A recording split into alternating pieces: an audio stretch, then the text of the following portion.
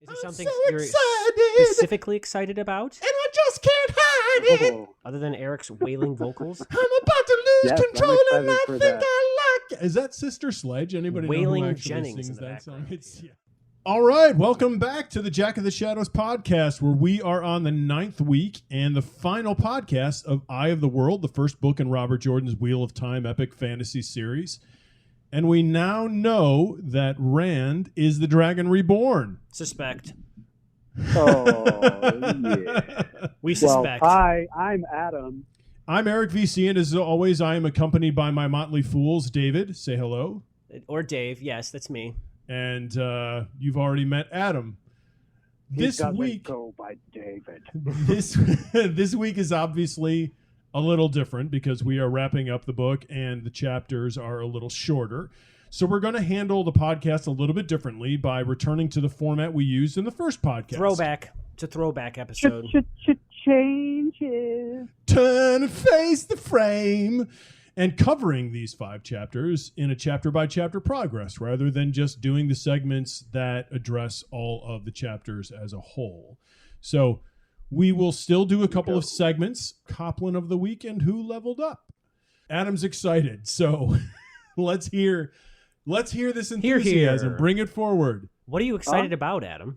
Woo! What'd you say? Have we completely talked over your enthusiasm? But I was by waiting this to point? find out what specific. No. Was there something specifically you were excited about, or? Well, I mean, we're going chapter by chapter, my darling. So Yes. Yes. I don't know. All right. Well, we'll get there when we get there. unbridled enthusiasm waiting to be unleashed. Right, but I'm not excited and a specifically little directed sad at the book is anything that over he's with, going to if I'm talk being about honest. at the moment. He just has an overall level of exuberance for this podcast. He is really, really excited about chapter 49 fine. through 53 Well, in well, general. Well, yeah. Were we starting with the Dark One Stirs then? We are. Eric, So are we you guiding us? begin in the Dark One Stirs, where our party continues their travel through the Blight. The gross blight. The stinky, Karen's doing all right. sticky. I'm sure it's humid and just Ugh. dank and blah. Well, They're it- probably worse than mosquitoes just at you all the time. Oh yeah. Yeah. There's So this is right. filth and foul and filth. So we left off the last chapter. They were in sort of the pre-Blight, correct? They'd gotten into it, just not. It wasn't as thick because when they got to where Malkir was eaten by the blight. Well, so they were in it. Lan mentions the fact that this isn't like you think you're in the Blight. This isn't the real Blight. He tells Right. them that. Right. They So- do get into it, but it's like the. That's why I'm referring outliers. it to the pre-Blight. Yeah. Okay. Finger deep inside the borderline. Yes. Yeah. Yes. Then So- they get real into it. So now they One get thing in. that I they're in thought that deep. was interesting. Wait, Eric, do you have a plan of where you're going with this? No. Sally forth with One your thing I thought was interesting about this is Willow. Egwene and Nynaeve could feel Moraine channeling. And that's like kind of the first like evidence that we have maybe the two of them together that are feeling this happen, and they're like kind of giddy about it. Yeah. As giddy as you can be in the Blight. Yeah, and it's interesting also When they're she was removing the wards. from removing the Hill, that's wards. when they Yeah, felt it. and Matt, of course, is She's chomping at the removing- bit to just she's get going. removing what? The wards. The she wards. placed around the campsite. Oh, right. Okay. And Rand wanders off, turns around, and the campsite's gone. Yeah, that was the night before. Yeah, And Land's floating head Yeah. is just bobbing toward him. And he's like, yeah. and then Moraine is like, oh, by the way, I made the campsite invisible after you walked away. Yeah, dummy. You should be expecting this much from me Well, nowadays. no, she totally like screws him over. He wanders off for whatever reason. Red Who needs knows? to learn. To go spy on Learn Nynaeve. from it. That's Right. what. He wanders off, and then she does that, and then how is she supposed to know that he's ever going to find his way back? Well, she would find him. We Actually, assume. he's top Viren. He's a little important at this point. I don't know. It seems a little Yeah. negligent on the Aes It Sedai's is. part. It's pretty funny. And then she comes back, and she's like, "NBD." Oh, by the way, sorry, I put a ward around where your eye just kind of slides around this whole area here. Well, I mean, and the interesting thing is she's been warding their stuff all along. You know, Not that this she- way. yeah. Well, that's what I'm saying. Yeah. She's been doing it all Yeah. along, but this is a different version because of where they are. So, and that's what she mentions the next day about taking the wards off the She's different like types of ones she used. Indeed. So they move forward. I found the exchange funny where they're talking about the trees.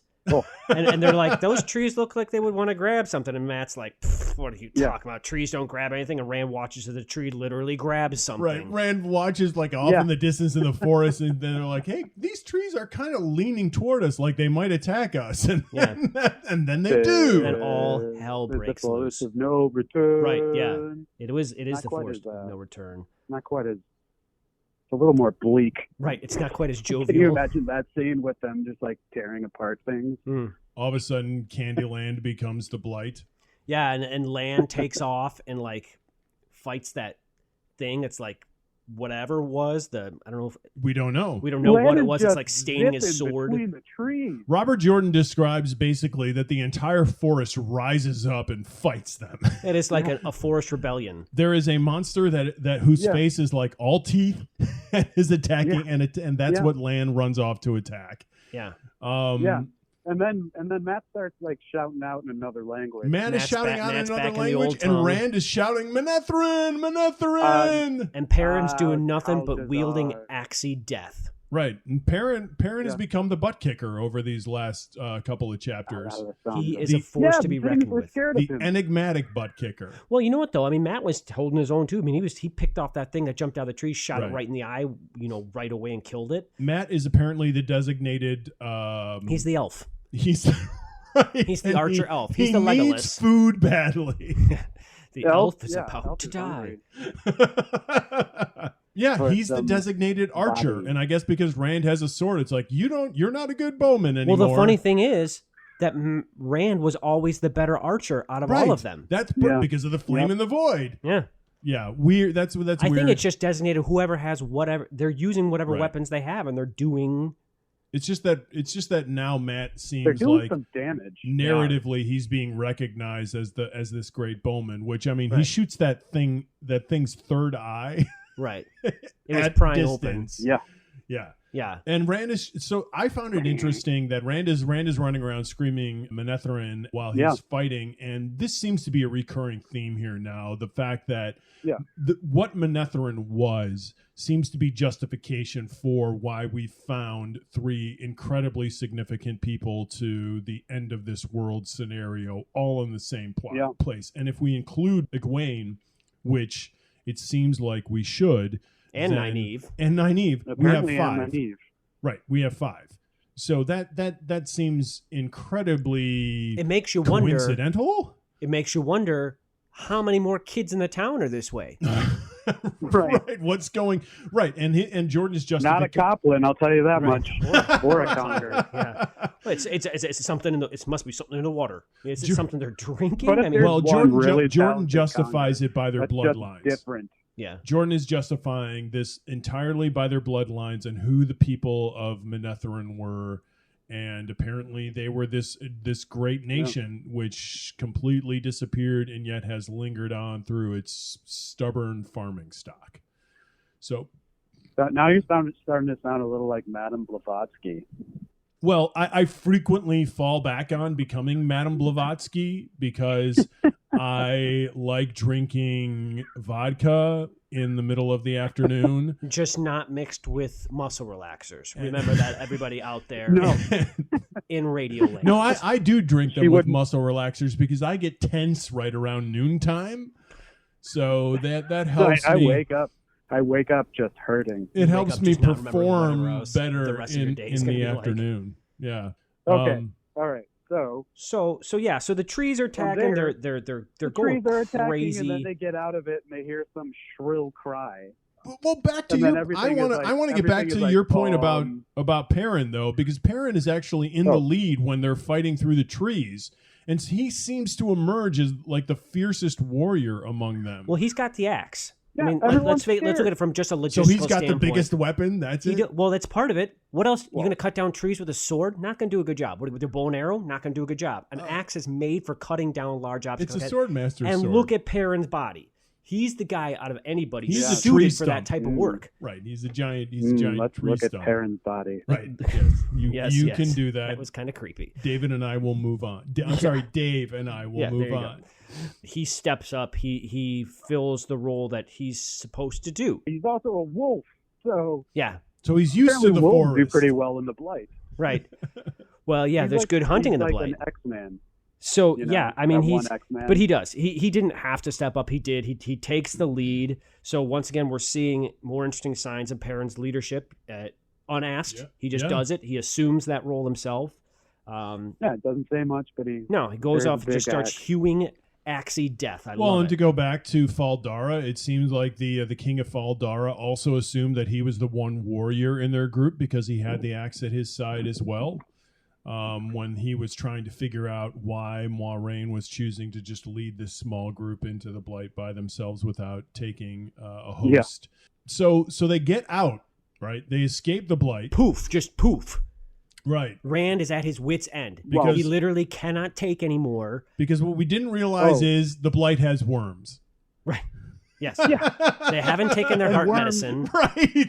And they well, got not worms. only that, worms can just like be like, oh, it's a fade. Nom, nom, nom, nom. Right. These are not your normal garden variety worms. These are like, I'm picturing once again that are Tolkien, the things that eat the ground underneath these giant worms that come popping up out of the ground. So I'm picturing Tremors. Oh, okay. Well, there's that too. But, yeah.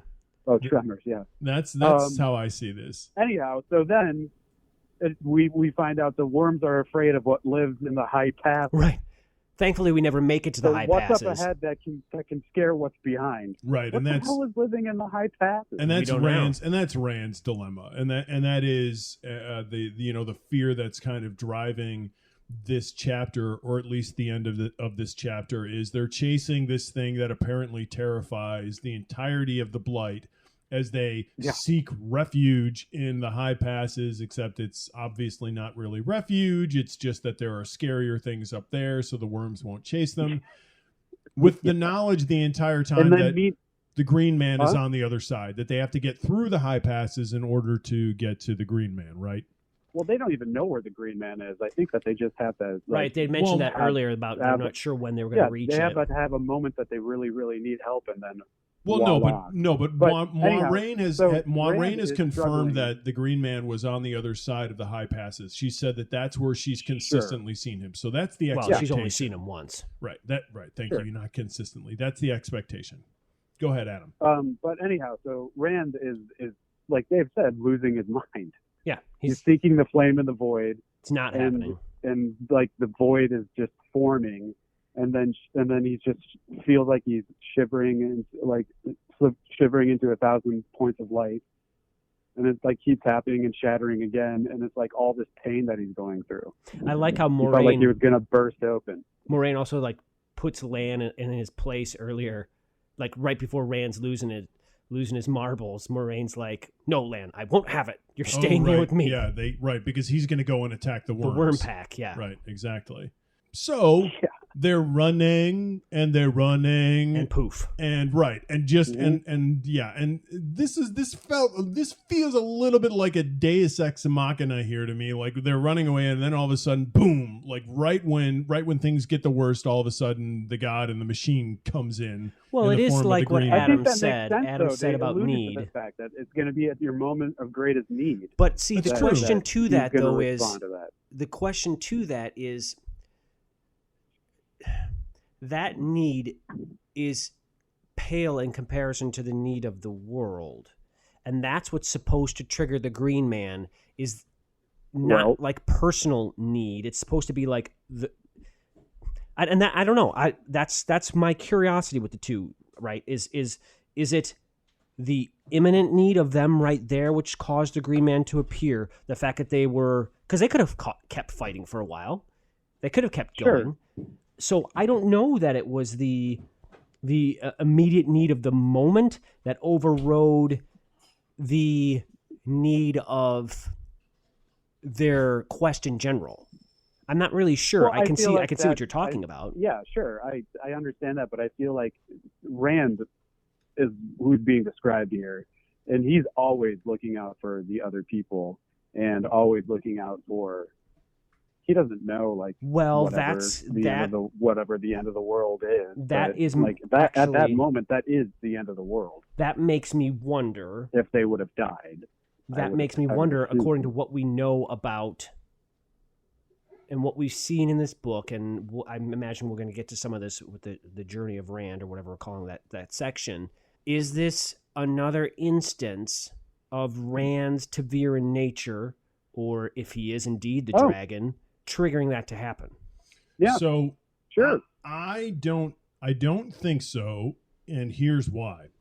Because we know that other people have found the Green Man. And what Moiraine says is that the reason why these other individuals, and the reason why I found the Green Man, and the reason why I can find the Green Man again, is because he appears to you when you're in need. Right. So I don't think we can believe that the other people that have found the Green Man have found him at the time that the world is in its greatest need.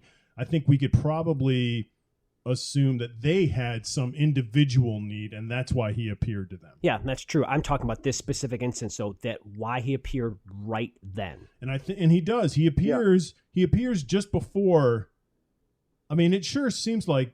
I mean, Rand's the last thing we have happening. Rand is going goofy. Right. The world, if we are to believe that the Rand is the dragon, the world needs Rand. That's a very fair argument. I don't really have any counter. And it could go one way or another. So boom, there we are. Now we're in the midst of this garden world that has been created in Eden, by basically. The Green Man.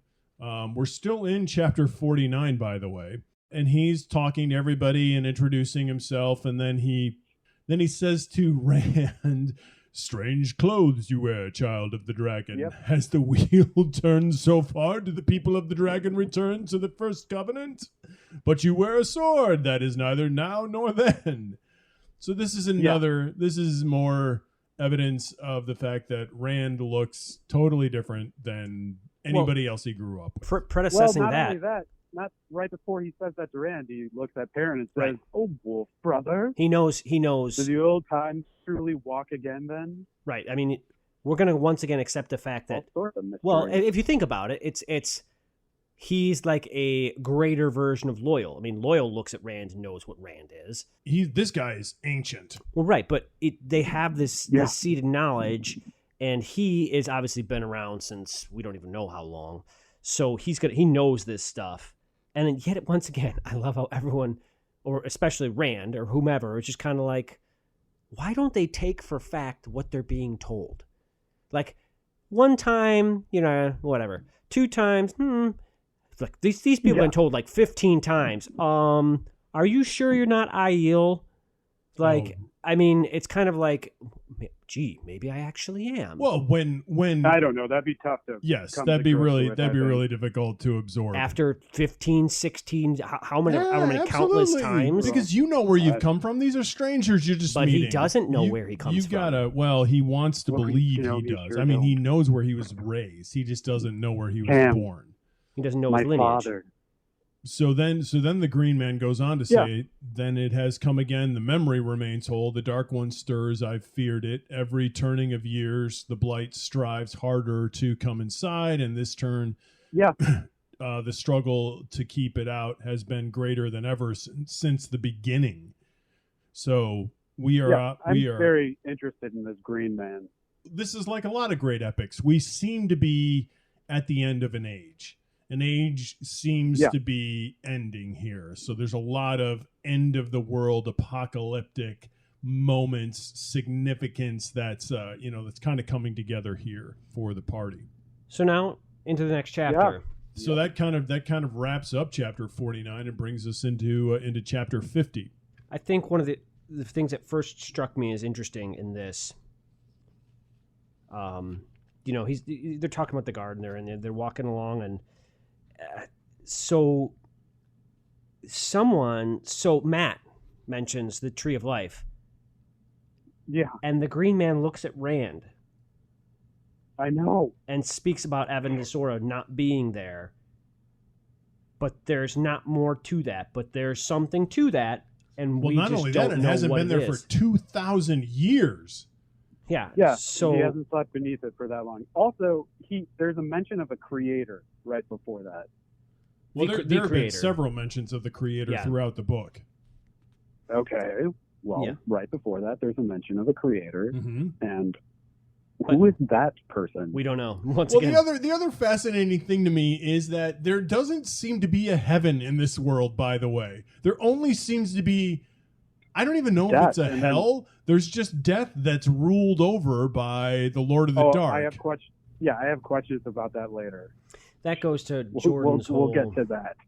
Jordan has a he incorporates a bizarre. lot of different elements of different people's mythology, but it also goes to Jordan's personal life view, which he kind of slings into the book here. Well, yeah, I mean, authors have a tendency to do that. Right. It's just fascinating because I don't know whether or not to believe that Shaitan is actually in control. Is he the Lord of every single dead person? It was just weird to me that there is no heaven. Apparently, we've never heard a conversation about a heaven in this world. No. So there is a creator. Yeah, no. But there is no heaven. The creator apparently takes a very hands-off approach to things. Yes, yeah, he's like a clock. The dark one, not so much. Right. He's eating like streusel. Yeah. Yeah, and drinking Spot and having a good Apparently time he's German. At his summer home. No, he's definitely leaning down in an elbow. Either that or he's taking a long cruise along the Thames. Thames. You people are stupid, but I'm going to let the dark one do whatever he wants. Okay, so anyhow, the Green Man somehow has some sort of relationship with this creator at some point. Right. Well, he seems to be somebody who goes back to the creation of the world. Well, and to your point about, you were talking about the end of an age. It comes up in the conversation with the Green Man, like he's talking about the eye of the world and how it was made, which is kind of fascinating lore there. And Moraine, has that great line about, you kept the faith better than most of us who gave you the charge. Maybe it won't become as badly as you fear. And he just, rather than being, giving happy platitudes, he's like, no, I know an ending when it comes. Right. I'll find another place to make things grow, which sadly doesn't happen. For me. Interesting. Yeah, but no, he goes over the history about the fact that he was set to guard it long, long ago, and then when the joy of victory over the Dark One turned bitter with the knowledge that all might yet be shattered by the weight of the shadow, 100 of them made it, men and women together, the greatest Aes Sedai were always done so. Saidin and Saidar, as the true forces joined, they died all to make it pure, while the world was torn around them. It's a big and sacrifice. He goes into this history of that. That's incredible.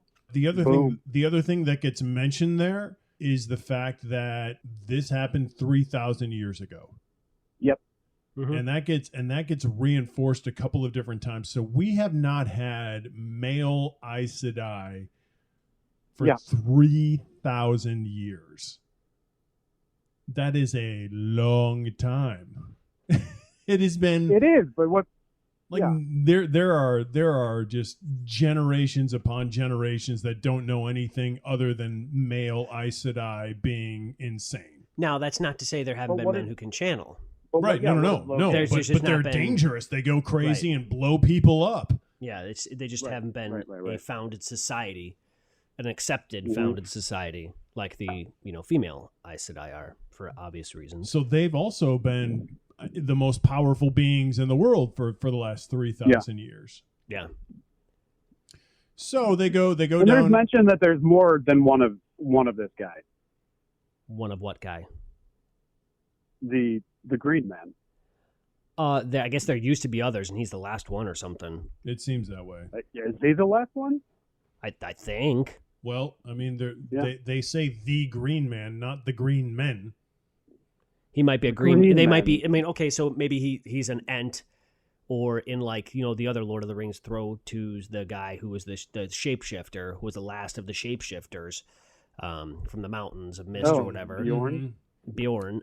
So maybe he's the last of his kind. He sure seems. I mean, he seems. It seems like it. Yeah, we don't get any sort of idea that there's anybody else other than him. Speaking of another Lord of the Rings moment.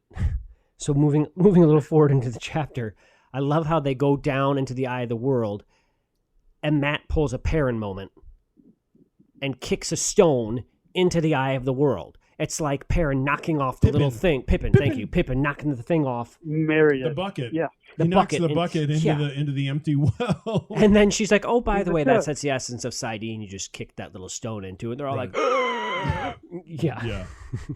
Well, it's the power. He just kicks it in. Kicks it in. Yeah. And it becomes a bigger and bigger boulder until it just expands and disappears. Tell me that wouldn't mess with your skull. So that pool, the line is, it might be called the essence of Sidene. So this is just like the pure, refined... It's a pure power. Power of... The very thing that they're most terrified of.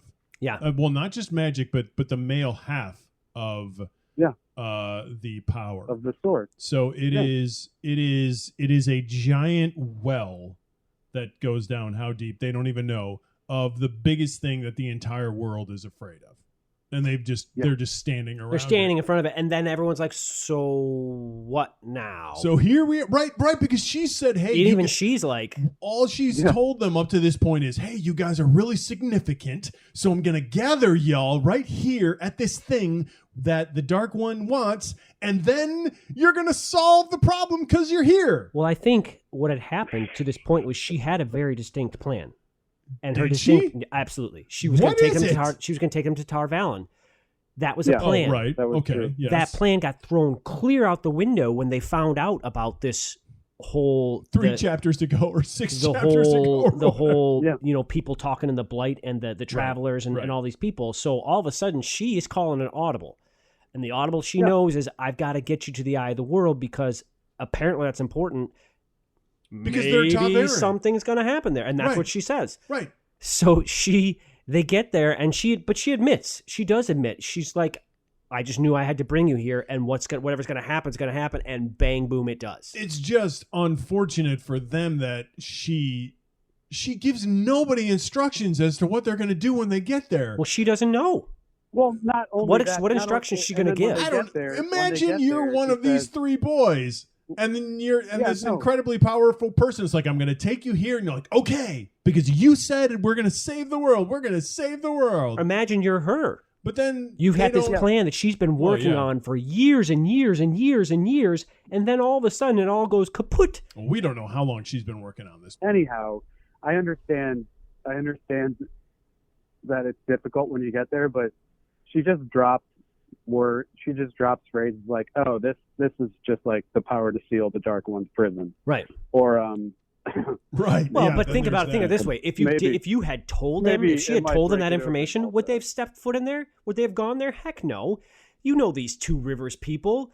I mean, Nynaeve freaks out as always. These 2 Rivers people. They're stubborn. They're bigoted. They're not going to go in there. I think they might have knocking at their doors. They would have like rolled up in a carriage with a horse and been like, "Hey, I'm the pool." So the other half of the revelation that you just mentioned, Adam, is that not only does it contain the power to seal the Dark One's prison, it also contains the power to open it. Yeah, what I was saying. Oh, I thought you said seal it. I had a dramatic pause there, and then and you got talked over. Okay, it was a very good moment. I apologize for ruining your amazing moment. No. But then it could break it open. They don't know what to do. Is she's bringing him there, and then she's saying that. It's like, oh wait, could this have gotten any worse? Yeah. And the answer is yes, it can, because then they step outside, and there's 2 Forsaken waiting out there. And by the way, how did they find the place? Matt's freaking dagger. Wait. I have a question. I just have some he hears this guy speak.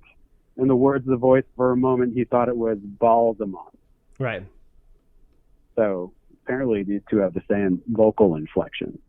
Well, they both sound like they're dead. They both got that raspy from the grave dead sound.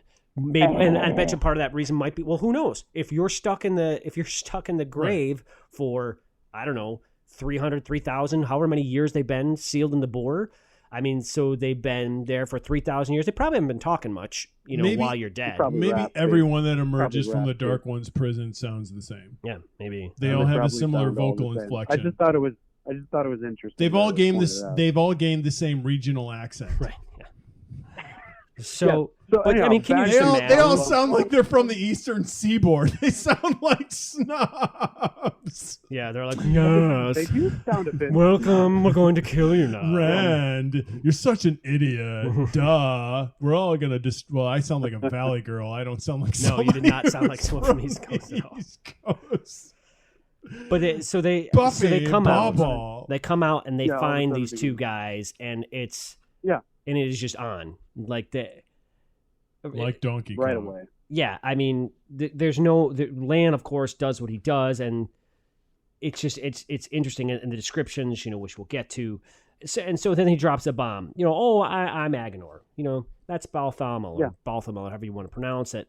You might have heard those names in your horror stories as when you were kids. Where mother's trying to scare you. Oh, we're right here standing in front of you. Yeah, but also, like what you guys pointed out before, is they pointed at Matt and they go, he guided us. Right. Yeah.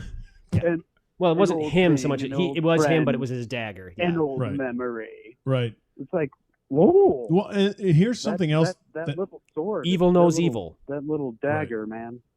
They also mentioned that a Shamael has also been freed, but is elsewhere. Right. So who is that? Well, the funny thing is that The betrayer of hope. that Moiraine mentions a couple of times that these two must have been freed because they were closest to the surface, and then we just ignore the mention of a Shamael for the rest of these conversations. Well, I would say their most pressing need is the two standing in front of them, two people, the two most powerful. rather than the one that's not there and who knows where might be. Yeah. So they. Yeah, so then they fluff that off and say he is not the one. Oh, by the way, he's not the one we're looking for. Yeah. He's not the droid they're looking for. Right. There is another. We know the one we seek now, and there's no more need for the rest of you. Meanwhile, everyone's probably like, Right. How do they know? Who is that? Well, How do they I know? think it's an infamous. They've gathered enough evidence to be able to figure it out. Either that or just proximity might allow them also to have an understanding of who it is. Yeah. Well, I mean, if we think ahead in these chapters, Yeah. they can sense The source. people who can channel. One would think, right? Yeah. So, Sure. so Well, I mean, I guess that's what's brought up with Nynaeve and Egwene earlier. Yeah. right. Yeah. So then, action happens. Lan, tries to take on. He gets flung over like he's just a fly. He's swatted. Of course, Nynaeve, of course, springs to action to to see defend Lan go the that swatted Lan because she's madly in love and she gets swatted. Yeah. There's a lot of Well, swatting. Lan hesitated. No one listens to Moiraine, who consistently shows sensible actions. They said, don't go spazzing out. But, of course, no one listens to her, and they all spaz out, and Well, they get swatted like flies. She also isn't exactly the most effective battler against these guys either. She creates a pit of fire that the guy just walks through. in They're slow the Forsaken. motion. She does the best out of all of them. Yeah. They're the Forsaken. Once again, she doesn't No, have she the doesn't power do to the best out of all of them. Well, to this point, I don't think to this point that we know like the true power of the Forsaken. no, we don't. no, we've seen it in dreams. Yeah. So Well, first of all, I mean, we do know who these guys are because they name themselves, and so oh my god, everybody knows the who they descriptions are. of them. And oh my, how creepy Balthamel is. Well, they're both Oh, kind of yeah, creepy. I mean, yeah. the one guy has a leather mask that is in the form of a face screaming, Leering, and the laughing other face. guy's skin Might as is well be a stretched mask. so tight around his face that He just looks like a corpse. he looks A like a young skull. man's face. But laughing that wildly, line laughing where he- insanely, forever frozen. What Agenor is he says, hiding that the other shows what he shows? yeah. Agenor says, I've almost forgotten the pleasures of the flesh, but Balthamel remembers much. Ooh, I just don't He know. remembers much. I don't want to know, like, what he remembers. And Nynaeve, in his grasp, certainly doesn't want to know. Yeah. No. But then, once again, Okay. Egwene, tries to take action, not listening to Nynaeve, and swat. Right. Everybody Yep. gets Perrin. everybody gets swatted. I will say, they are dumb, but they're brave. They all do sure. try to rescue each other rather than being stuck, frozen in fear. They do act, which is commendable. It doesn't end up well The for difference them. between bravery and stupidity is a very fine line. Then, amazingly, we have the Green Man just comes in and sort of saves day. Sort of. He 'cause buys time at the very buys least. Yes. And I thought it was just amazing how Balthamo thinks he's having his way with him, and then it does not end well for him. Then he has moss and all the things that glow in the dark places popping out of his mask. Oh man, how awesome! Yeah, what a great moment. Visually, that would be amazing to see. I think it'd be really gross to see, but but that would be a great visual moment in the show if they choose to use that. Yeah, he does. He buys, and he kills one of the Forsaken. Cracks across the leather face. Yeah, he kills one of the Forsaken and sacrifices himself in the process. For sure. Yep. And so ends the line of whatever these things are. A legend. I mean, something that from the sense of the story seems to have been around since the creation of the world, for whatever we can take that to be, in a world where in a world that constantly recycles itself. Yeah, and I love how even Agnor was stunned by the death of the Forsaken. By the tree, the Green Man, which gives us probably a truer sense of exactly what the power of this guy is. Up to this point, we just think he's this sweet guy that's been around forever and is some sort of librarian of the knowledge of the world, and perhaps some sort of shepherd of that green land that floats around him. And obviously he also has some sort of mystic power from the dawn of time. So then Moraine steps up to the plate and doesn't do much. I just love the fact that when he was withering away, he grabbed that little acorn and then things grew. I picture him incorrectly. Like I picture him like Treebeard, but he's got like acorns for eyes and stuff, so he doesn't even really have real eyes. Like, what a weird thing to look at. And I think he's more of a human shape than Treebeard is. Treebeard is the Ents are trees. Trees, yeah. Though that's just what stuck in my head. They would argue with you because they're not. They're the shepherds of the trees. Right. But he has a far more humanoid form.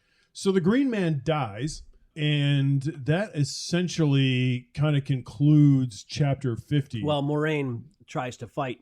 You're excited because she's like, yes, Forsaken pastime. You're like, yeah, Moraine's going to get him. And no, she does not. Well, which, I mean, thank heaven, because if she just destroyed the other Forsaken, it'd be like, okay, how powerful are these dudes really? Well, it would give us an idea of how powerful she is. We don't know in the rank of Aes Sedai how powerful she is or she isn't.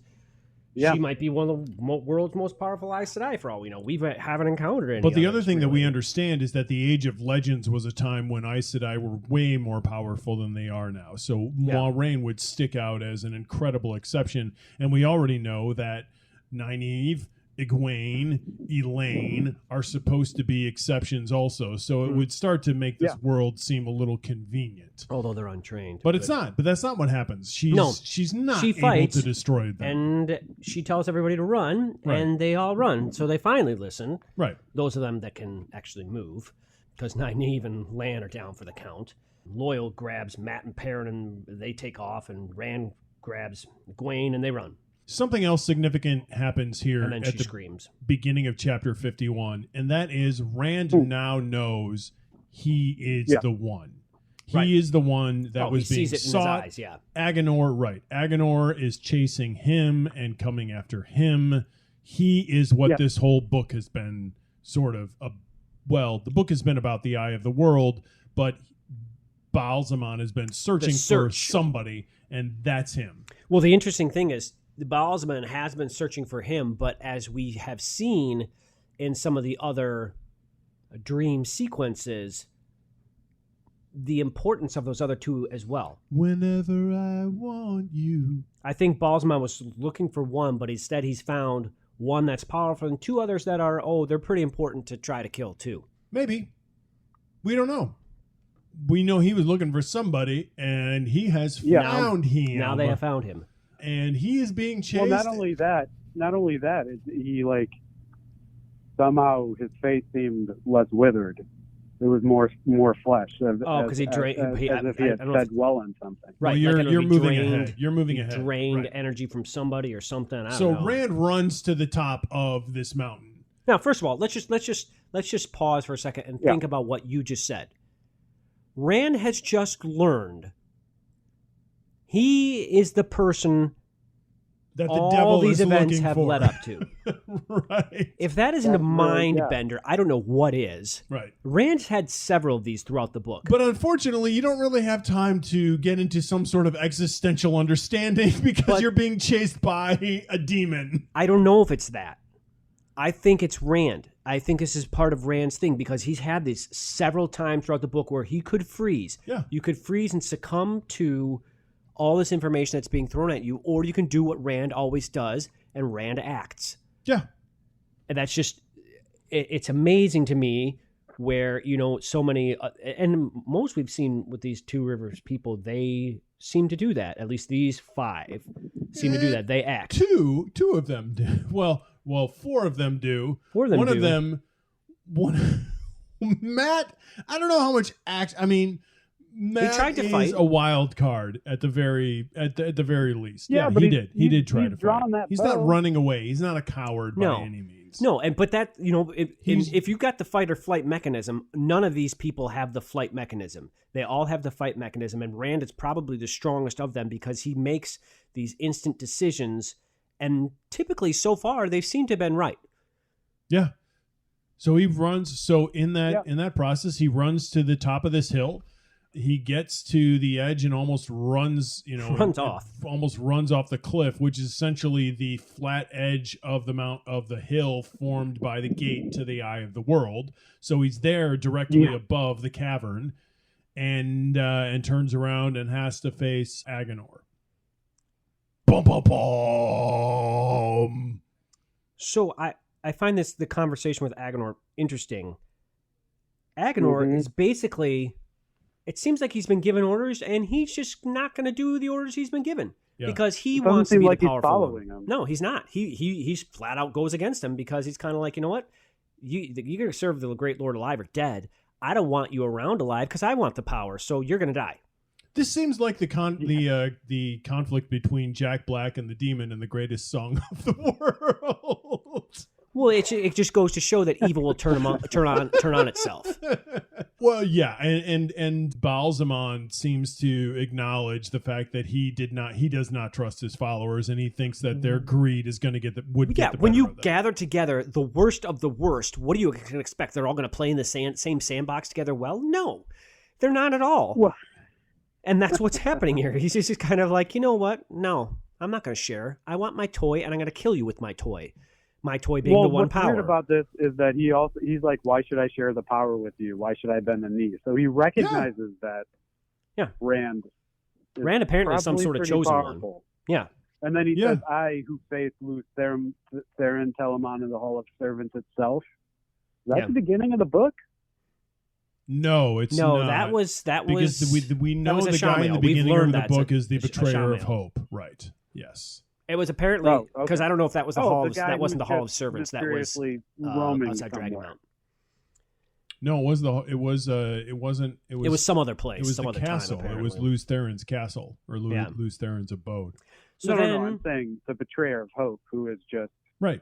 I think now we finally have the doing what? The what? He was tap dancing. Yeah. He's been taking tap dancing lessons. Well, now we see in this. So he's approached, as to Dave's point, where he's approached with no escape. He's totally hedged in.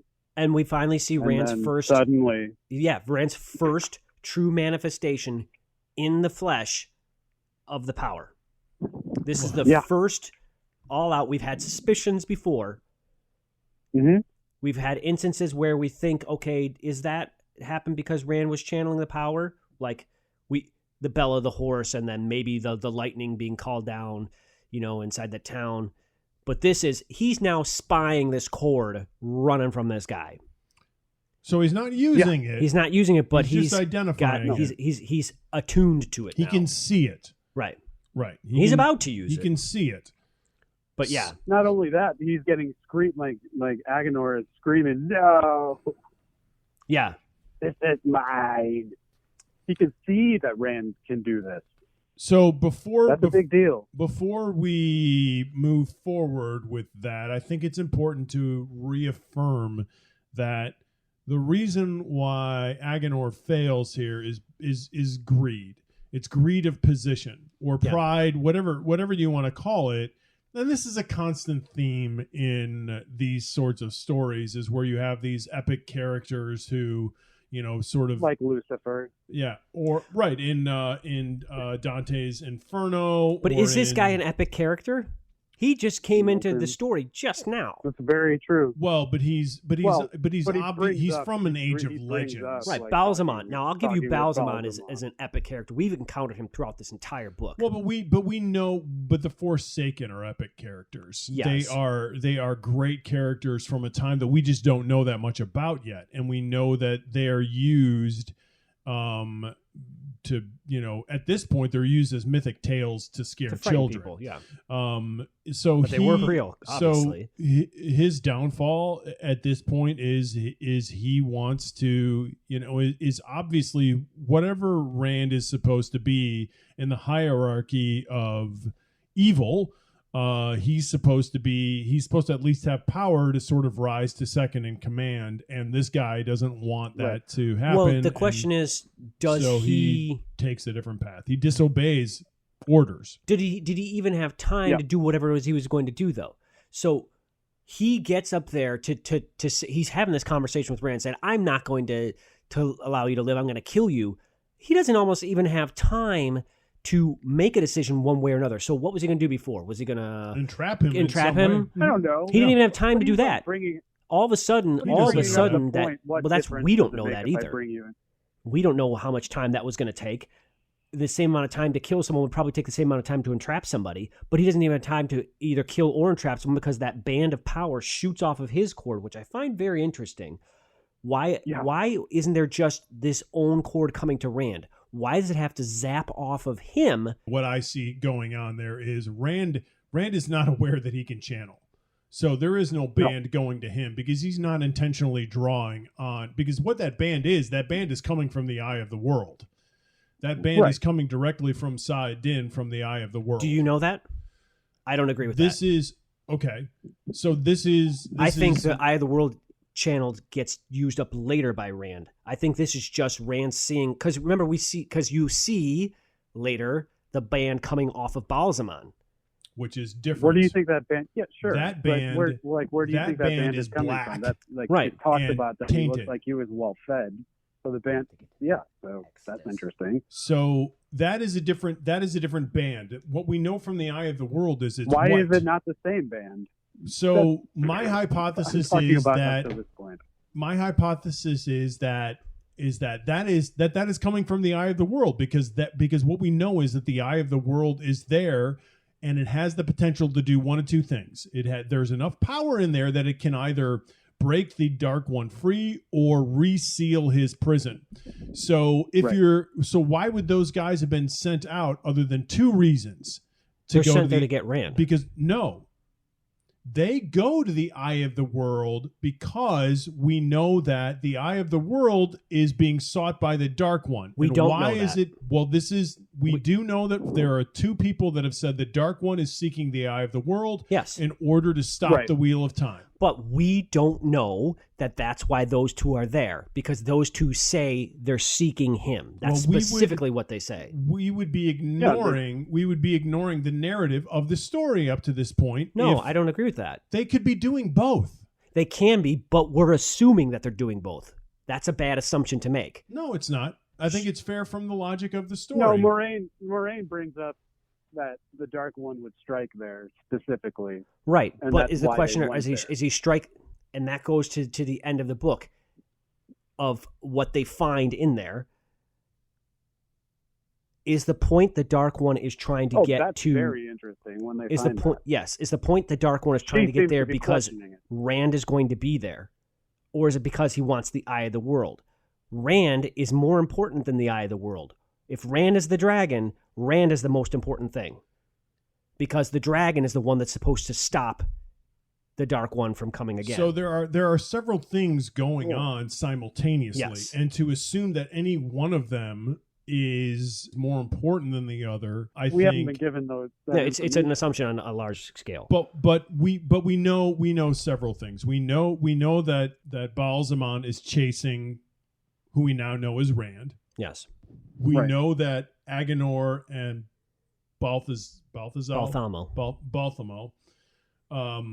got to this place because of Matt's dagger. We know that the Green Man is not easy to find and that nobody can just go and pinpoint him. I don't think those two would ever have been able to find it without following these two. Well, without Rand and Matt discovering it. And we know that the reason that these 5 are here is because the Dark One has been in search of the Eye of the World in order to reverse or stop something. Those are the 5 facts that we know for a certainty. Yeah. All we don't know is why Agenor and Balthamol, what their purpose is when they get there. Is it to entrap Rand, or is it to use the Eye of the World? Well, he says specifically, I finally found you. Right. He's not saying, I'm finally here. He's saying, I finally found you. So we know from that statement, that's why he's there. He could have found him once he got there. Yeah, I think that's semantics and you're splitting hairs there. I'm going with what he specifically says. But that would be deviating. Baltimon will give rewards beyond mortal dreaming of the one that brings you to Shal Ghul. So he's right. definitely he's there because of Rand. I mean, I don't think that's debatable at all. I think he's there. I think it is. I think it would be, if you're him, I think it would be exciting to find Rand there. Well, I mean, because of the that's significance not what he's of Rand. literally saying in the book. But it's no. He says you're here. I'm glad. Yeah, and then Adam just said, he says they're going to give rewards for the one who found you. What Eric's saying also, he's like, oh, you're here. Right. I would think that would be the case. He would have more to say about the Eye of the World. Then he doesn't say anything about it whatsoever. He knows it's there, right? But why wouldn't he say something to the effect of, I'm going to take you. I'm going to stake all the power in the Eye of the world, because he's talking about power. You want more exposition along those lines. Yeah. It is possible, but you're ignoring. Then that would be to take all of the story of these 3 that led them to actually get to the Eye of the World in the first place. Because don't forget, the reason they're there is not just because the Eye of the World, because Moiraine wants Rand around the Eye of the World, but Moiraine is afraid that the Dark One is going to use the power of the Eye of the World. So the fact that we just don't know if it's going to be then or another time. These 2 Forsaken show up there to just say that's just coincidence, then, is to simply dismiss all of the whole reason why they're there. So I choose to assume that there are 2 things going on: that they found Rand because they're obviously seeking him, but that they've also found him because they're in and around the Eye of the World because they're looking for it. And so there are 2. I just don't find enough evidence to support that, but I can see where you're going with it. There are 2 different sources that get drawn on here, because there's the tail coming out of Agenor, which is white, and then there's the tail coming out of Baalzamon, which is black flecked. Well, so we'll get to that in a second. Yeah. What I will say about you'd commented earlier about why Rand didn't have his own tail, and that's coming from the Eye of the World. The thing to consider about the Eye of the World is pure, untainted Sidene. Right. Right. The male Forsaken are tainted. So that's why I don't believe that that's the power that's being pulled, that cord that you see coming out. Well, it's white. It's not flecked. It is. Well, I think they can use it. I mean, obviously that's where they were trying to go. I think Agenor's got his own power that he's pulling from. Well, it would make sense that he does. He's a Forsaken, but I would also think, because he had to have been using the power before then, so he can't just be. I would assume if he was going to use a tainted source, that we would see some sort of corruption coming from that, and what Rand sees is a pure white line. Right. I don't know if that's what we're seeing, which or not. Rand then draws to himself and continues to use through the rest of that chapter. Right, but then he throws up, just like he's thrown up every time, because it's corrupted power. I don't think he throws up because it's corrupted. I think he throws up because he's consumed more of it than any male Aes Sedai since the Age of Legends, and even maybe during that time has consumed. Well, he used it up. He used up the entire pool. Yeah. Yes. Yeah. Yeah. In his fight with Baalzamon, right, which we'll get to. Yeah. But so anyhow, he defeats Agenor really quickly. Well, I think it's significant. There's an interesting conversation here, which is is he using the Eye of the World when he defeats Agenor or not? And is Agenor using the Eye of the World? I hypothesize that he is, and you disagree. So there's some sort of power's coming from somewhere. A delineation here as to who is using what. Rand, the other interesting thing then to me would be your explanation of at what point Rand starts drawing the Eye of the World, because I would say that he begins drawing it the minute he starts drawing the source, which he just steals away from Agenor. But he was using the power beforehand when he did these other things that he did. So right. He was but he didn't from some see source. it. He couldn't identify it. Right. Well, he's obviously leveled up since then. Oh, well. So I don't know. I mean, I guess it might make sense that would be the point where he starts using it. I don't even know how necessarily important in the grand scheme of things that is. It is an interesting thought. So then quickly, I mean, to me, very quickly, Agenor's killed. Well, all of this happens very, very fast. All of this happens. This happens much faster really than his quickly. banner does with Balsamon. I mean, it's so quick. Agenor is consumed in essentially fire and becomes some sort of ashy stain on the hilltop. He had a big talk. He had a big game. And and he couldn't back it up. And then poof, Rand's in Tarwin's Gap. So this is another one of those moments. Questions here. This is another, every reader, because I had tons of questions when I read this the very first time. This is another one of these things. Like, Jordan is obviously trying to put the reader in Rand's shoes, which is I did this thing and then blam, all of a sudden this happened to me and I can't explain it and I don't have any context for it because I believed myself to be mortal and all of a sudden I'm experiencing supernatural things. So Jordan has these moments throughout the book where he doesn't do what a lot of writers do, which is slowly create tension. It's happening real time. He just blam makes these incredibly climactic moments. They just happen. They don't build up to a moment. They just occur out of nowhere, because I feel like this happened when the Trolloc first appears in the doorway when he and Tam are having dinner. There's a little bit of tension that gets built up, but that moment occurs very, very quickly. I think it's just like in real life. In real life, you don't have that buildup. It's just kablow. You're in the midst of a fight in a bar that you didn't know was going to happen, and someone's swinging at your head. This is what's happening with Rand. It's like all of a sudden, you don't have the narrative in real life of, then he walked slowly down the hallway, and the creepiness built up around him. What's nice about Rand is that he's like, oh, by the way, I'm just going to gather up all this good stuff right away and just chop your cord in half and you're gone, bud. Oh, well, even before that. So Jordan's narrative style is going to be very much that adventures and these types of things don't happen in a traditional manner where the audience has some sort of preparation. Very much in the same way that Game of Thrones theory is you don't have traditional characters that you can identify and just live forever, that in real life anybody can die at any given moment, no matter what sort of story significance that they have. So we have this moment, that this incredibly significant moment where Rand kills Agenor and near instantly appears what we know is far enough away that Ingtar. Oh, Ingtar. Well, there's the Lord. Is Ingtar the one Agelmar? No, it's Ingtar. Ingtar is the one that goes off. Who accompanies Rand and Lan? Ingtar. It's Ingtar that accompanies them to the Blight, and then he's ticked off that he does not have enough time in that day to get to Tarwin's Gap. Yeah, Rand is all of a sudden there. Rand travels that distance in the blink of an eye. And he's there. Well, here's an interesting thing about this. When he gets there, he sees all these banners, and he knows that are filling in the air, and then he knows all of them. Well, Lan had mentioned some of them earlier. Lan had mentioned them when they were on the hills, when they were going through the hills. Did he talk about the Trolloc banners? He did.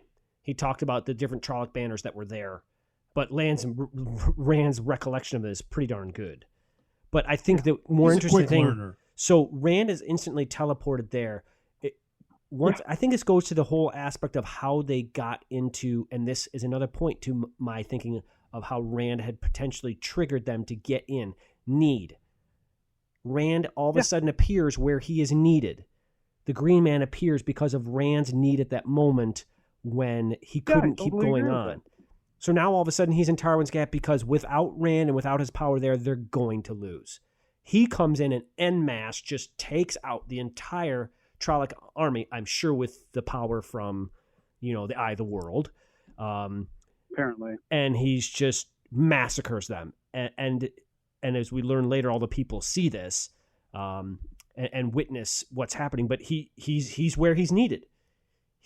So it's a kind of an interesting theme on the building of the need, and he's there miles and miles and miles away. Poof, there he is, and he doesn't necessarily know what he's doing yet again. He didn't know what he was doing with Agenor, but he kills him. He doesn't know what he's doing with these troops or the Trollocs and the Fades, but the Draghkar coming out of the sky. Hordes of Fades. Yeah, he just takes them all out. He didn't know what he was doing with Bella. He's got, once again, this weird innate sense of knowing what to do at the moment, and he does. We keep talking about Bella, but we haven't even gotten there yet. No, we did. Bella was in the past when he gave her the power to. The explanation of that happened. No, it happened in this book. Chapter. He's there, and then after all of that, apparently he has an existential crisis. Well, after all of that, it's not done. Then he's going up in the sky to fight Balsamon. Yeah, but he hears another voice inside of his head. That voice. Wait, what? Where Rand's going up into the sky to go fight Balsamon, he's climbing up the stairs, and he hears this voice talking to him. Oh, okay. It's not here. Not here. Yeah. Rand's like, who, what, when, how, why, where? That voice is never explained. Yeah, and then it says where. He did not want to say. So you're literally referring to himself. the moment to the voice that says "not here," and the lines before that, where the voice that says, "It is not here. I will take no part. Only the chosen one can do what must be done, if he will." So Rand defeats Agenor, and then crazy armies. Shows up in Tarwin's Gap, and has a hissy fit. I mean, I don't even know. He has like either a pouting fest or a panic attack, and starts smashing the ground and yelling at the sky and causing lightning to come out of the sky. And I think he's just overwhelmed by the power there. Well, no, he's emotionally having having an emotional reaction to things that's causing him to pound his fists into the ground. I think and yell the emotional at the sky. reaction is to the power that's because he talks about the terrible heat, the crackling heat. He is being overwhelmed by the power that is within him, and he doesn't know what to do with it, and he just unleashes it. Yeah, he draws on a couple of things. So he goes from there to return to the castle of the castle in the sky. Yeah, right. And at that point, he likes to go there in his sleep. He faces Balsamon. There he is yet again. Yeah. Mm-hmm. So the thing that I find interesting in here, obviously, he defeats this guy, but there's an interesting statement in here, which is in the midst of the light. The void drifted, so Rand is trying to use the light and the flame again, or the void and the flame. Thank you, the flame and the void. Yeah, and the void drifted, and he's had trouble, acquiring both throughout the book during those moments when he can't totally master himself. So the quotation is: "In the midst of the light and the void drifted, and in the midst of the void floated Rand." So he's been able to achieve both here in fighting Balsamon. He reached for the soil of his home and felt hard rock, unyielding and dry, stone without pity, where only the strong could survive and only those as hard as the mountains.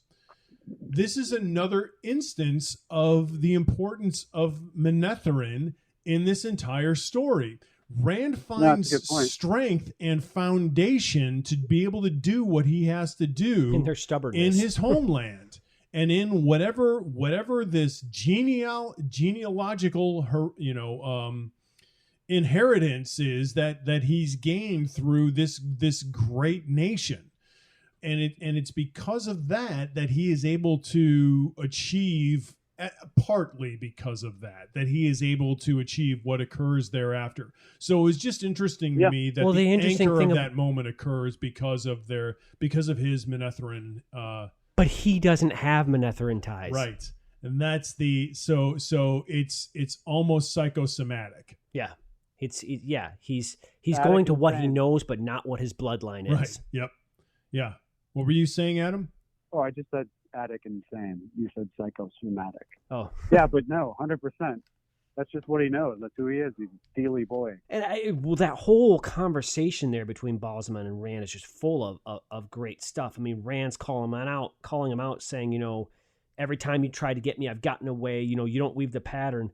And Bosman, once again, father of lies, throws just enough information about him, about knowing his past, knowing where he's come from, knowing the plans that he laid. And this goes to another point about the importance of the eye of the world, or is it the importance Rand? And I think it's actually revealed right here, where he talks about he let that information slip about the eye of the world. He revealed that. Why? To get Rand. Not the eye of the world, but to get Rand. So I think that points to why those two guys are there. They're not there for the eye of the world. They're there for Rand. That's an interesting argument because he obviously, but he could be lying. I think we need to, as readers, take a certain amount of this as concrete evidence of what's been going on in this book. If we just believe that he provides no foundational information for the reading of this, then it robs the book of that's a bit of a stretch. Gnomic power. So what he's arguing here is I've been playing the long con. Yeah. That I've been slowly planting all of this evidence and slowly been manipulating your arrival to this point. You think you've come here because of your own choice. You haven't come here because of your own choice. I've plotted this out all along. And there could be truth to that. There's got to be some truth to it. I mean, he obviously knows the plot points. He knows how Rand got here. So there's got to be some truth to it, but there's also but mixed in with that is probably a certain amount of deception. There has to be deception because he keeps saying it matters little to me if you're alive or dead. Does it really? Why wouldn't he? Well, he clarifies that. He clarifies that. He clarifies that the father, not only the father of lies, but he's the Lord of death. He also clarifies that alive you would be far more useful than if you were dead. But I'll have you either way. Right, but either way, he's just going to torture him if he's dead. So then and then he just goes on and on about all the times that he's already defeated him and he's made him. I like the line like you're talking about, Eric. You're mine and always have been my dog on a leash, and I brought you here to kneel to your master or die and let your soul kneel.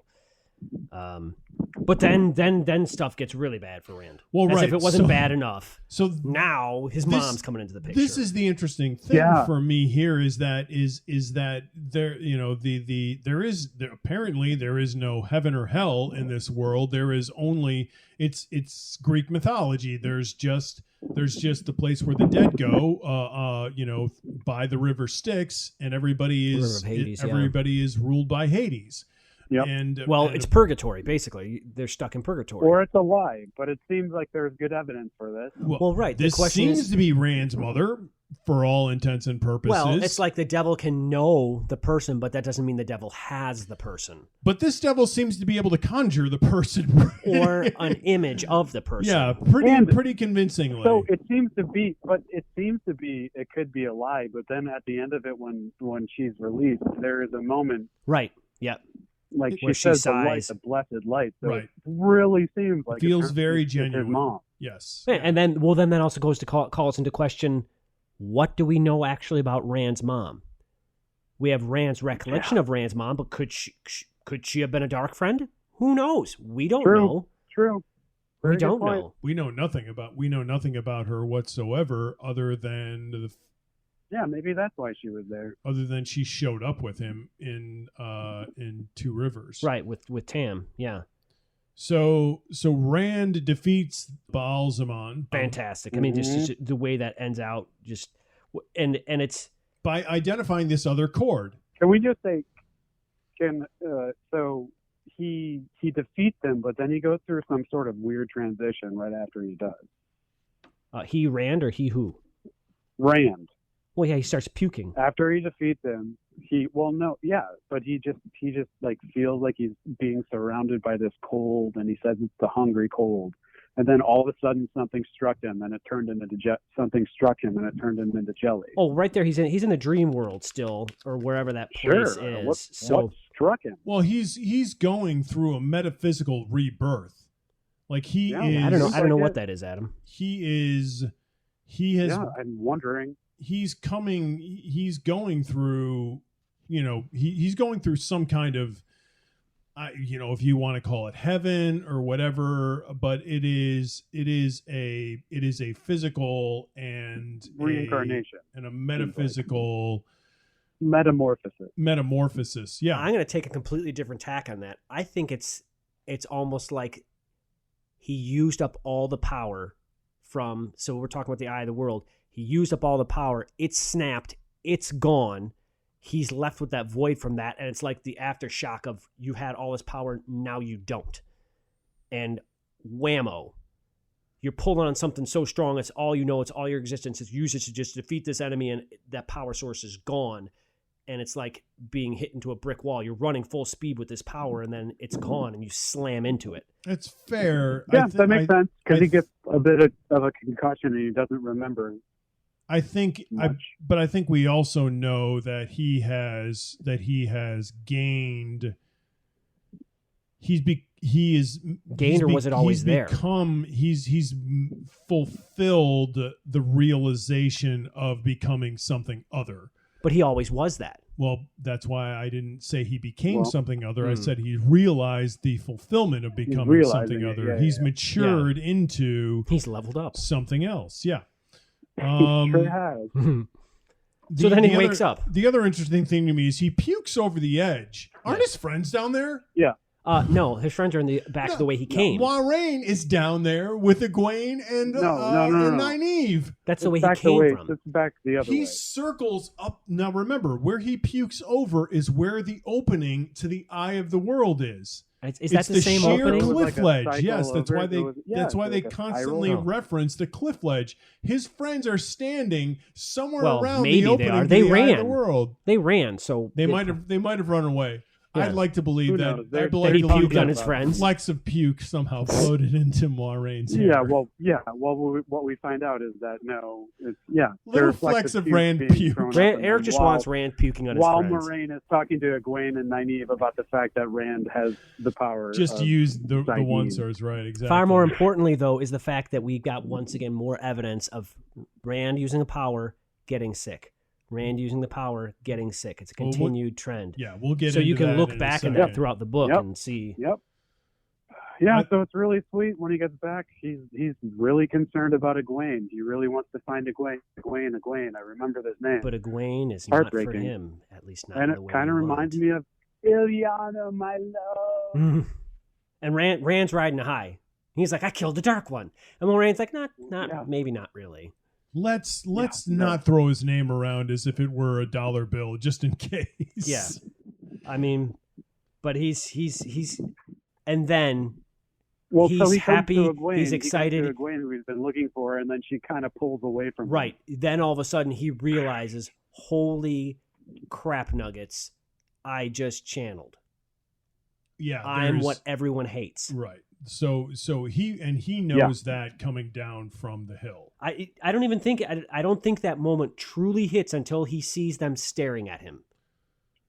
After he's descended. I mean, so there's room to, sort of quibble over at what moment. Like, he's true to Rand's character. He's not thinking about himself.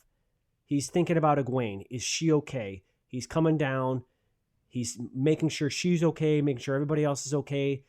Then they're staring at him, and the moment comes in to realization because he's not thinking about himself. He's thinking about, yes, I helped. The Dark One's defeated. We're all safe. And no. you're not safe because you're going to go crazy and kill everybody like all these other. Yeah, we get to do. it really sinks in a very short amount of time everything that has been discussed in this book up to this point, and little bits about how scary it is if, like Eric was talking about before, a man can truly channel. It's been 3,000 years, and the last time it happened, it broke the entire world.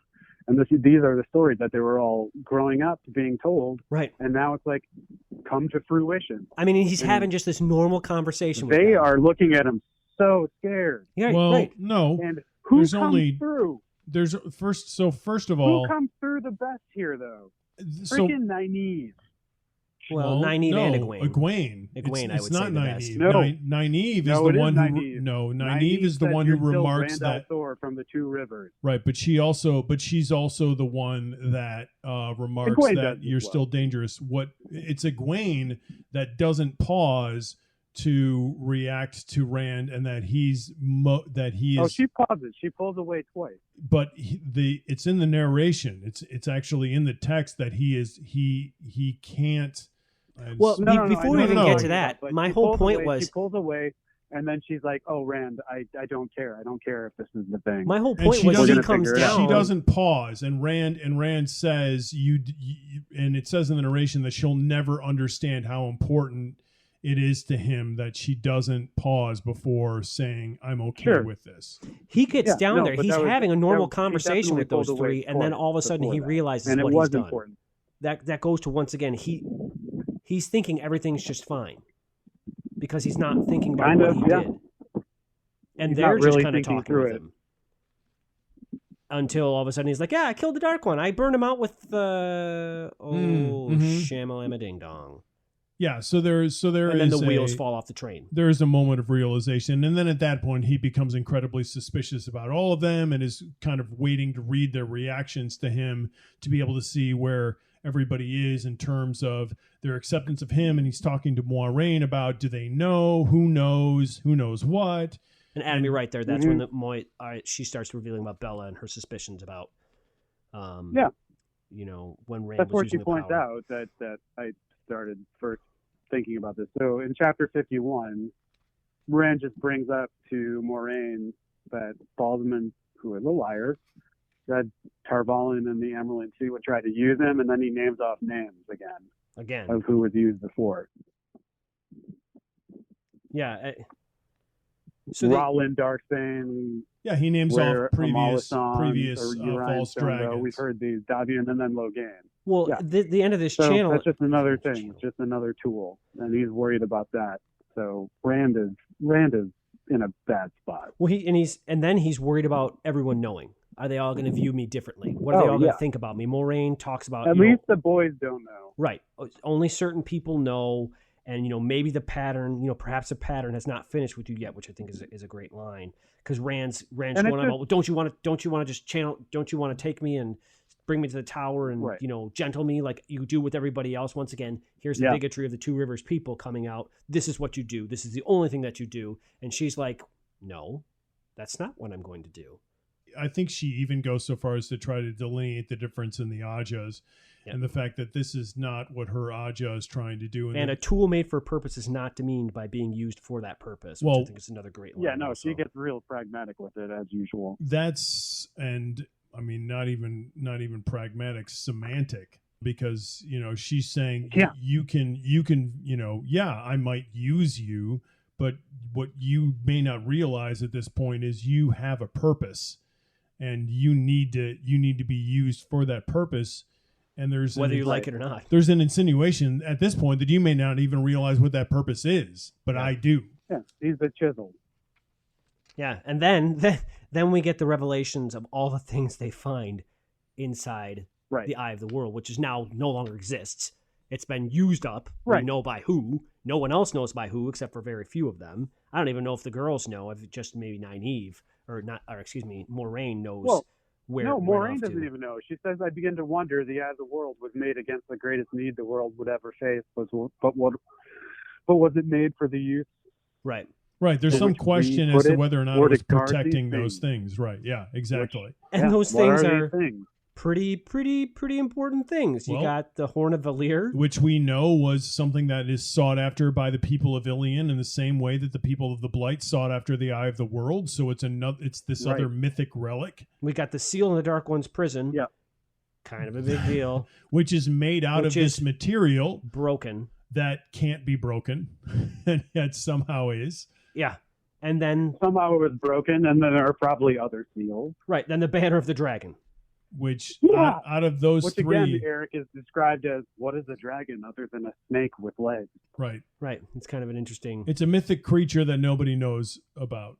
Right. Only few people do. Yeah. So there are those there are those three things which clearly are going to have significance moving forward.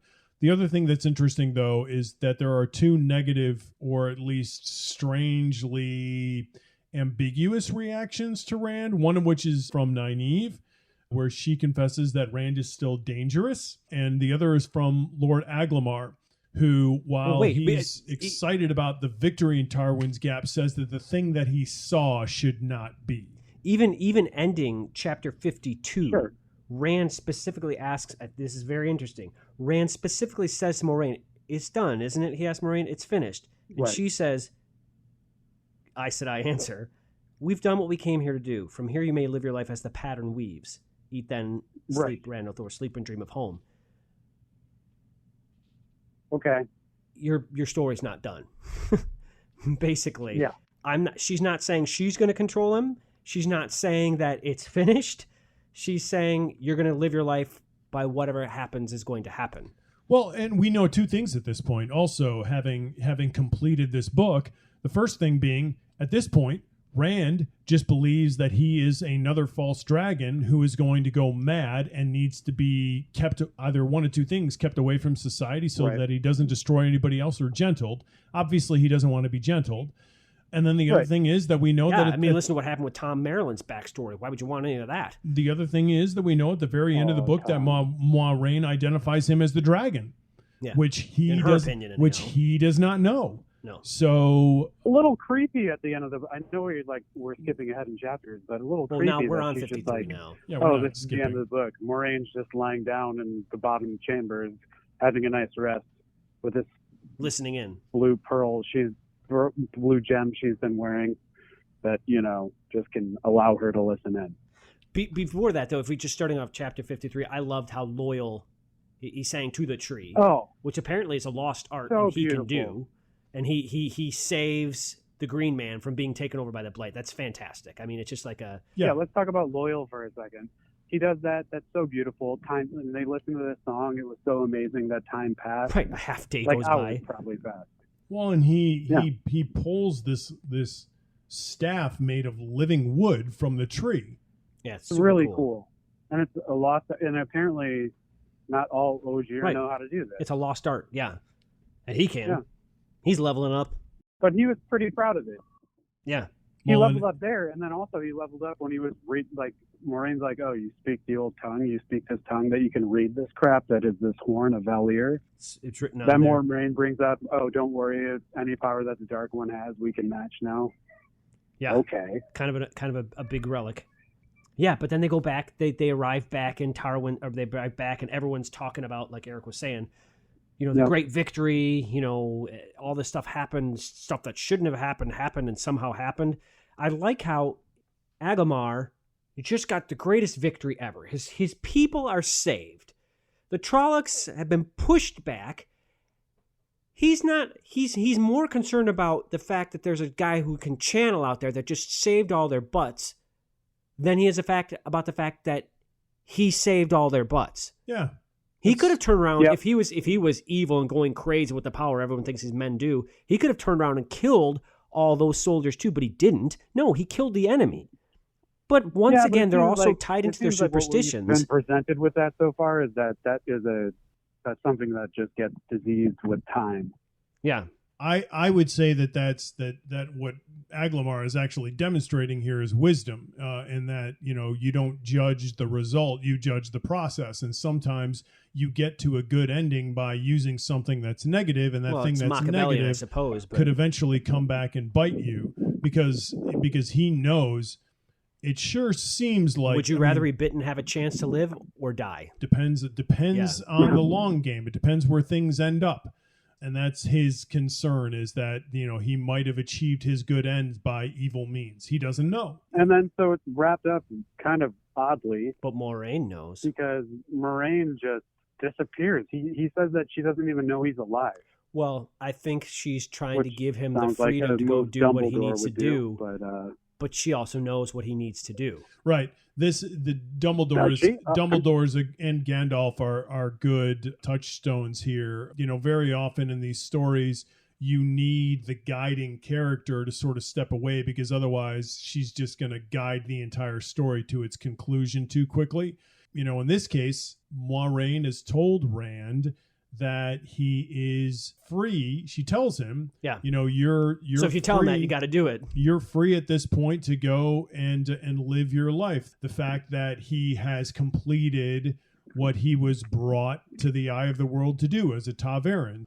What we know of Aes Sedai is that they don't do anything without a purpose. So obviously there's some kind of reason that she's not granting free access to Rand. We can probably safely assume that as a reader. Fine. She's just assuming that he's going to go do something else. But Rand, at this point, like you were mentioning before, he's frustrated. It's the last line, like one of the last lines before Moraine does her creepy garbage. But he's just like, no, I can never go home. Well, I think it's funny how I can all this never time, go home. All they are doing, and he's just been thinking about home. Well, my bigger thing is all this time, all they've been doing is complaining about Aes Sedai meddling in their affairs. I want to be free of the Aes Sedai. Aes Sedai are terrible. They're the end of the world. Why isn't she paying attention? Right, and now Rand is like, man, I can't get enough time with that Aes Sedai. Yeah. It's funny because now he needs her. Weird. Yeah. Now he needs her because now he knows what potentially he is, and now he wants to turn to her, and the tables are turned. All right. Wants his cake and eat it too. Out of the nest there. So it ends with Moiraine over eavesdropping on Egwene and Rand. Oh. And here's my question. Moiraine. What evidence in that conversation Rand's having with Egwene would lead her to make a statement of the fact that he's a dragon? What happened there? No. It's not that happened beforehand. It's weird though. What? Yeah, it's a weird writing. I don't like it. I don't like that she's spying. Well, okay. Adam, that's my say. She's trying to save the world, so she's going to do. It's Machiavellian. She's going to do whatever it takes to make sure the world is saved. Sure. We learn a couple of things about her there. The first thing we learn is that she has this power to overhear people. The second thing is if you have that power and you're an Aes Sedai who seem to be, one of their purposes seems to be to control the events of the world, then you're going to use that ability. When it comes to him being the dragon and her conclusion, no, it doesn't stem out of that conversation whatsoever. It stems out of the entire events of the book. Unless it stems from the fact that, the only thing that I will pick out of that conversation is the fact, like Adam said, he's not going to go home. If he had gone home, he couldn't potentially go on to save the rest of the world because he's just going to hide out in his home. He's going to go somewhere else. And so the pattern is going to choose to do whatever it does with him away from, but he's actively making a choice not to just go back because he's not going to endanger At this point, else. it sure looks like he saved the world. But I mean, can you imagine? But she doesn't agree with that. Can you imagine to if what he went degree? Back home, the amount of sheep shearing that he would do? Yeah. Who is our Coplin for the week? Matt. Kicking the stone. Why in the world would you kick a stone into the most powerful thing in the world? I mean, it didn't do anything bad in the end. It could have. Maybe it couldn't have. But he didn't know what he was doing it to, so that's rather foolish. That's just my choice. And then his dagger does draw two of the Forsaken to an area that maybe they wouldn't have found otherwise. There's that as well. Yeah. Because he took a dagger. Yeah, I think Matt is my Coplin of the week as well. More for, this dagger has caused so many problems, and he's still not rid of it. It's still an element here in the story. He can't be. Until he gets to Tar Valon, apparently. Right. It's his oxygen. Yeah, he made a really, really dumb choice very, very early in the story, and it's haunted the entire party since. So I agree. That's my Coplin for the week. My Coplin for the week was Agenor. Why? Nice. He's such a nice old man. And he gets younger as time goes on until he dies. I think he offers some good advice. He does. He offers some sage wisdom. He's a friendly one. Follow me. I'm going to kill you. Right. Yeah. Luke. Don't like him. Gross. And he's musty. Who leveled up this week? There's so many people. Who leveled up this week? I think it's pretty obvious. But who was the Coplin for the overall book? Nynaeve. There's no question, for my mind. I think it's Matt. For me, I will go down fighting. As much as I don't like Nynaeve's disposition, she seems to be incredibly argumentative. Matt seems to be incredibly oblivious of the choices that he makes and riddle me this, their impact on the importance of what they're doing. What has Nynaeve done of redemptive value in this entire book? At least Matt had a reason. Matt's for being killed terrible. some things. He took the dagger. Matt's been annoying, but he's defeated enemies. The only redemptive value that I think I can picture that Nynaeve has done in this book was the herb she gave to Moraine when she wasn't doing well, which she probably would have ended up fine, let's face it. That's all I can think of that Nynaeve has done of redemptive value, other than be, in love with Lan, which is now making him have his priorities skewed. Yeah. Yeah. She's done nothing redemptive in this book. I would say that mine is going to go to Podden Fane. Well, hold on. I was posed a question that I'm going to answer here. I would say that Nynaeve has been irritating for sure, but relatively innocuous. She's been like a fly buzzing around your head, whereas Matt has definitely done some things to endanger the group. He's also done some things to get them out of danger. Yeah. But the danger that he constantly puts them in, I think, far outweighs any sort of annoyance that Nynaeve. But isn't that what the subject is? The Congers are annoying, or the Coplins are annoying. They're not about endangering people's lives. They're about who's the most annoying. Okay, well, that's true. That's your interpretation of it, and that's fair. That's why we have differences. Yes. I find Matt. I think Matt is dangerous. Nynaeve is annoying. Yes, agreed. And Adams is going with Podden Fane. And Adam is going with Podden Fane, who is which is I understand that's a strange choice because it's not a strange choice. He's also one of the. He is annoying. Also, I mean, supposedly he was an Emmons Fielder. He appears there every year, and I don't know if he's an Emmons Fielder. He's just he visits there. He's not an Emmons Fielder, well, no, he's obviously not from there. He appears there every year. He's one of them. He's part of the. I feel like he says what needs to be said in order to try to get through a situation, and it works all the time, except for with Tarvalin. Well, yeah, because he's evil. Because incarnate. They can see through it. But yeah, that's mine for the book is Podden Fane. Podden Fane. He went through some changes. The happy, arrogant peddler. He's changing, Rick. He seemed like such a innocuous jerk at the beginning, and then he turned out to be Gollum. At the very beginning, he seemed like nothing. Well, no, he seemed like a pompous. He was really windbag. snooty. Yeah, early on. He was pretty snooty. That's true. So who leveled up? The obvious choice is Rand. It's not Moraine. Yeah. Well, isn't it? She tries. She tries, but she's the one with all the knowledge at the very end of the book. She's the one that knows what nobody else knows. She's been holding all the cards all along. I don't know that that's an improvement. She got her proof though. Finally, she found what she was looking for. But my choice actually. I'm breaking from tradition again, and I'm not going with Rand, the obvious choice. I'm going with the Green Man. That's my choice. Who then leveled up and got the axe? Yeah, leveled up and killed a Forsaken. But he continued leveling up. He lives forever. Liveling. In memoriam. Maybe I don't understand. Where was he hoping to go? We never know. Sadly, he was going to another place to plant some trees, and I don't think he knew. I think he was just suggesting that he could go elsewhere. He was just suggesting that he could go elsewhere. I don't think there was any sort of intimation Don't that really there have was, a plan. Right. Well, why as is such. he not going elsewhere as is? Because Loyal He like, dead. He's specifically dead.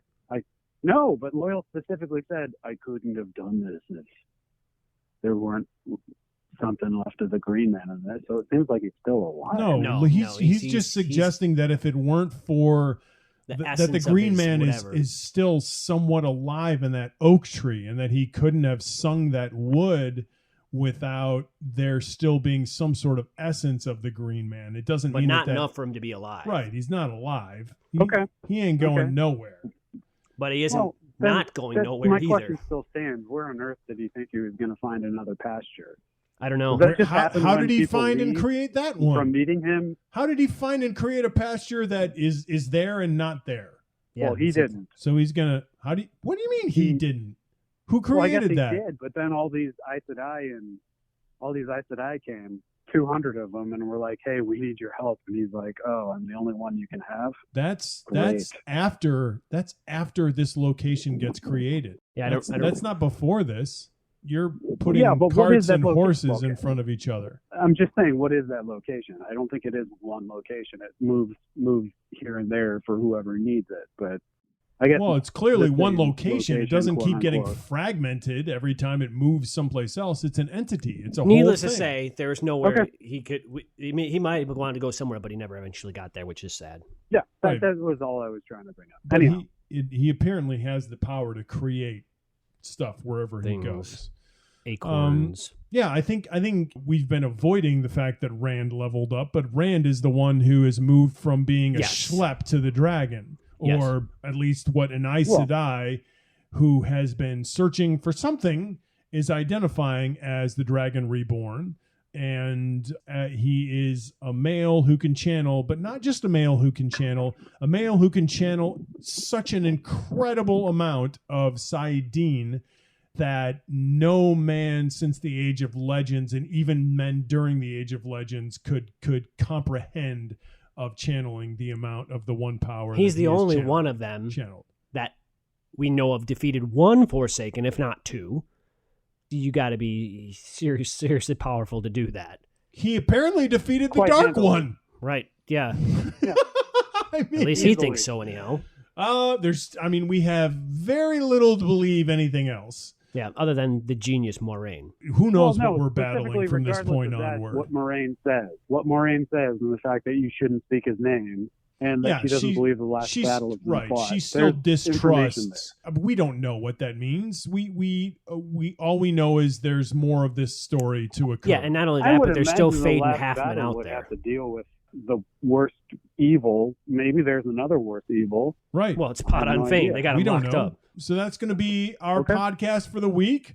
Rand looks like he's the Dragon Reborn. Everyone is still alive. No one's dead at this point. Except for they're in Faldara. We will pick up the book with the first 6 chapters of The Great Hunt next week. So join us on the other side of the beginning of book 2. But the same side of Dragonmount. Thanks for listening. Bye. Bye.